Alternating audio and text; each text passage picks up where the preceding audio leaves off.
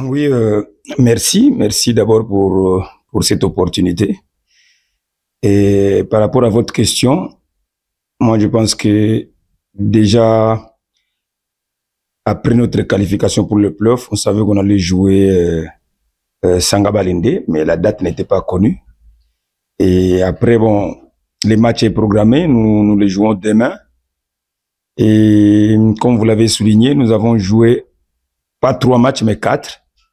On a perdu 1 contre Don Bosco. On a fait un nul. Et on a battu DSMP. C'est la dernière sortie.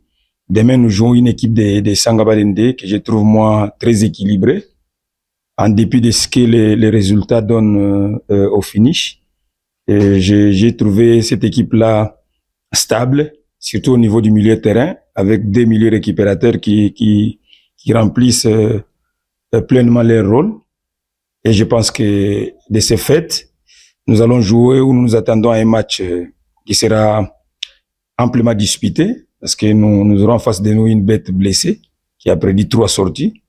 Et nous, de notre côté, nous allons essayer de rester nous-mêmes et voir comment est-ce que nous pouvons contenir cette équipe, parce que c'est en déplacement que nous jouons.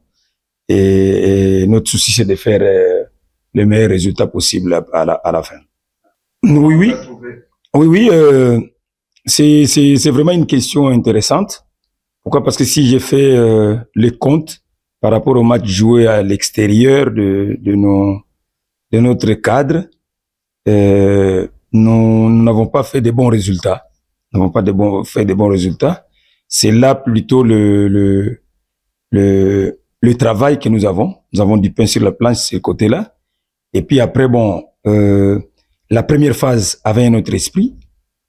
Cette phase ici, c'est le play-off. Et c'est une phase animée de notre esprit aussi. Ici, c'est les 3 premiers qui sont visés. Et les joueurs, sachant qu'ils jouent gros, le discours n'est pas à chercher, la motivation, elle est naturelle. Et quitte à nous de concocter des plans de jeu qui répondent normalement à la physionomie de match ou aux adversaires pour pouvoir les jouer contrairement à ce qu'on a fait pendant la première phase. Donc, je sais que c'est des jeunes. Nous devons trouver les mots justes pour les booster. Et en dépit de cela, je pense qu'ils savent que c'est les playoffs. Nous visons le plus haut. Et c'est lors des grands rendez-vous que les joueurs se subliment. Donc, je pense que fort de cela, ils vont s'en sortir. Bon, c'est un match avec une petite histoire parce que je suis passé par cette équipe-là plus d'une fois comme entraîneur. Et là, je l'ai rencontré pendant la phase classique, comme vous l'avez dit. On nous a battu à Mbujimaï. Un match fermé avec un but. Et je pense que, comme je l'ai dit tantôt, c'est un match qui se joue dans un autre cadre. Aujourd'hui, c'est les playoffs. Nous jouons tous en dehors de nos installations. C'est vrai que Sangabalinde reçoit ici, mais c'est pas Mbujimaï. Et cela n'est pas aussi une excuse pour qui que ce soit. Donc, nous, on essaie de jouer, de travailler plutôt pour jouer cette équipe-là, comme je l'ai dit au début. C'est une équipe que je trouve, moi, équilibrée. C'est pas par hasard que cette équipe nous a battus à Mbujimaï. Elle est solide au milieu de terrain, parce que je connais les garçons qui animent. Il y a Oloko qui est au milieu de terrain, il y a Bindanda.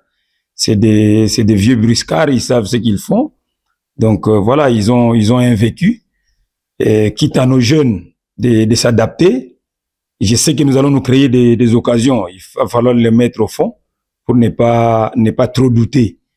Et surtout que Sangabalinde sort de 3 défaites, ça ne sera pas facile. Ça, je pense. Oui, c'est notre combat. C'est notre combat ou c'est notre travail. Je l'ai dit, je l'ai souligné, que lors des grands rendez-vous, les joueurs se subliment. Et il n'y a pas de discours appropriés. Les joueurs savent qu'ils jouent gros et la motivation est naturelle. Et vous savez, les subconscients retiennent toujours quelque chose. Nous allons jouer une équipe qui a perdu 3 matchs. Qu'on le veuille ou pas, c'est là l'importance des entraîneurs psychologiques qui travaillent sur le mental des joueurs.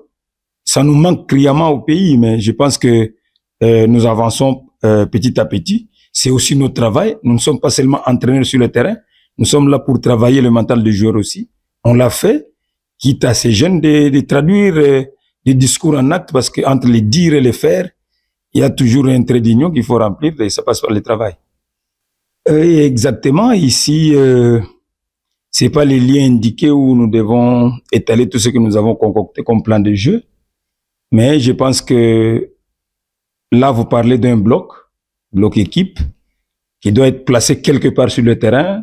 Est-ce c'est un bloc médian, est-ce c'est un bloc bas, est-ce c'est un bloc haut? Cela dépend des informations que nous avons par rapport à notre adversaire.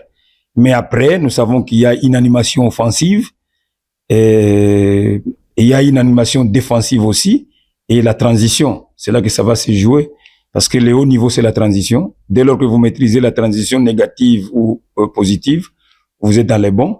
Et je pense que c'est là que réside le plus grand travail que nous avons dans notre championnat. J'ai observé pendant plus d'une fois que nous avons énormément de problèmes dans la transition. Dès lors qu'il y a une équipe qui va bien dans la transition, on nous met souvent en difficulté. Et voilà quoi. Donc, fort de ces éléments-là, je pense que nous allons essayer de travailler. Nous avons aussi une séance de fixation aujourd'hui pour pouvoir jouer demain.